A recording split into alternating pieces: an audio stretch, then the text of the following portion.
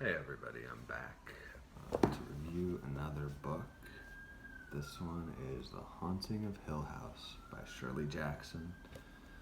Um, Let me just read the back cover because this kind of summarizes things pretty well, and we'll go from there. Four seekers have arrived at the rambling old pile known as Hill House. Dr. Montague, an occult scholar looking for solid evidence of psychic phenomena, Theodora, his lovely and light-hearted assistant, Luke, the adventurous future inheritor of the estate, and Eleanor, a friendless, fragile young woman with a dark past. As they begin to cope with chilling, even horrifying occurrences beyond their control or understanding, they cannot possibly know what lies ahead, for Hill House is gathering its powers, and soon it will choose one of them to make its own. I thought that was a pretty good summary of it, but it's a great book. Read this book, decide for yourself. Let me just read also the first sentence, which I thought was very amazing. No live organism can continue for long to exist sanely under conditions of absolute reality. Even larks and katydids are supposed by some to dream. I love that. Hey, they're great. How could you start a book any better than that?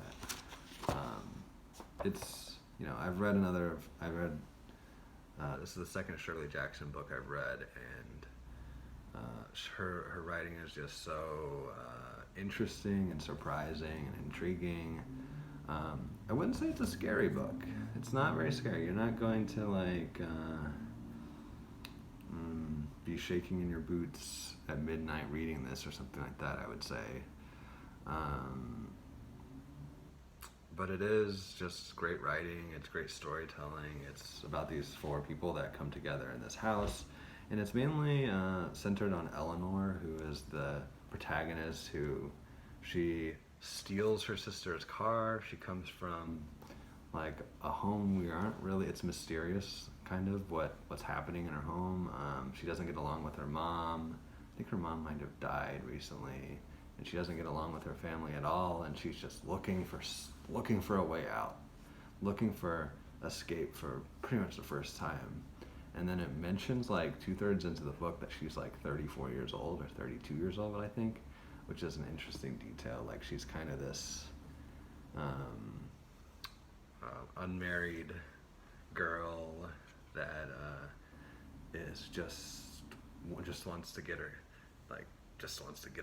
the fuck out, and she like develops this relationship with another girl in Hill House, Theodora, who is younger than her, I think, and their relationship is very funny and strange and childlike and interesting. They kind of go into this meadow, and when they first get to the house, and they're playing around, and they're just like playfully just saying things that are just out of the blue, and just saying all the sorts of strange stuff out of the blue, and like playing around with each other, and it's just a very interesting dynamic that she creates between these two characters. And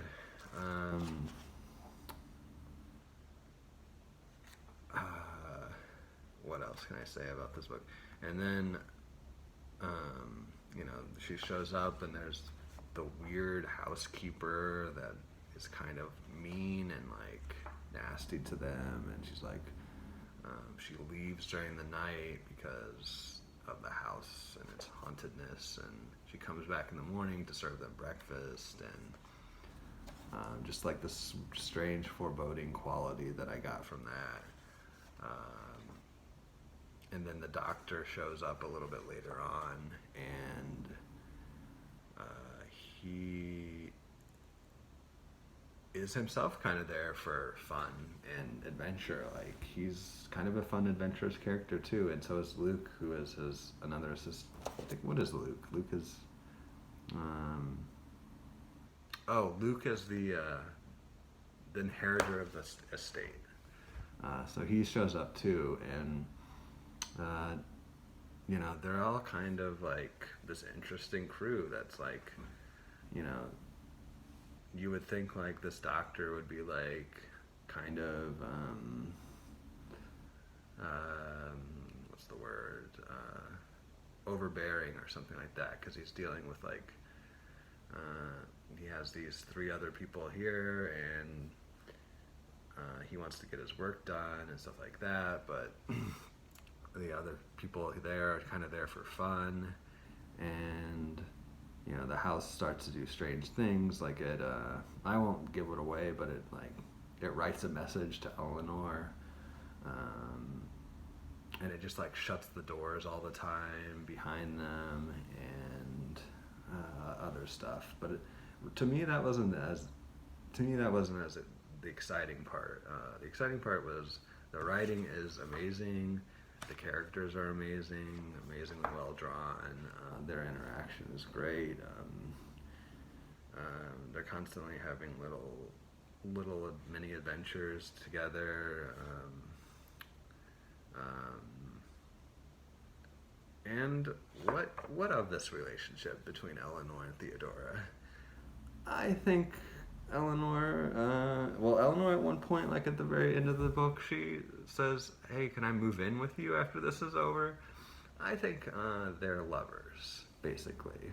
I think, or at least potential lovers. That's what Shirley Jackson is hinting at there. She hints at it, but she doesn't go all the way, because Theodora's kind of like, "No, you have to go back where you came from after this." She like totally rejects her, but it's super interesting.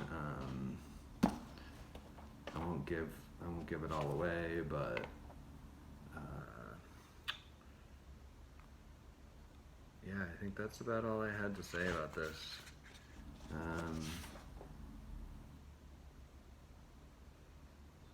It's this is the Penguin edition I got from the library. It's only 182 pages long, so it's a pretty quick read. I probably read it in a few weeks, though,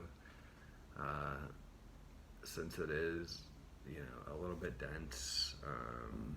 I could only read, 30 pages at a time or something, just because of the density of it. And but it isn't a huge novel. It's a pretty short novel, so if you're worried about length when you're reading and you have a hard time reading longer things, this is a great book to pick up. Yeah, that's all I have. That's it. Next time, for the next show, I think I'm going to review. Right now, I'm reading Strangers on the Train by. I'm blanking on the author now. It is. She wrote Carol. Anyway, that's what I'm going to review next time. Strangers on the Train. I think I also read Frankenstein by Jeanette Winterson, and I don't think I'm going to review that one because I didn't like it. One of the rare flops. I love Jeanette Winterson, but it's one of, I feel like, her rare flops. I didn't think... Yeah, maybe I'll review it a little right now. I didn't think it was... I've never read Frankenstein, but I didn't think her delving into this material was... I didn't feel like she had much to say about the material. It is a love story between a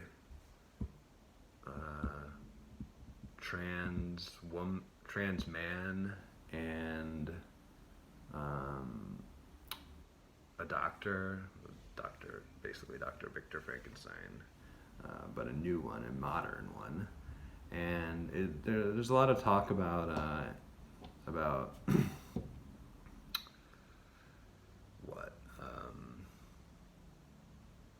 technology and sex dolls and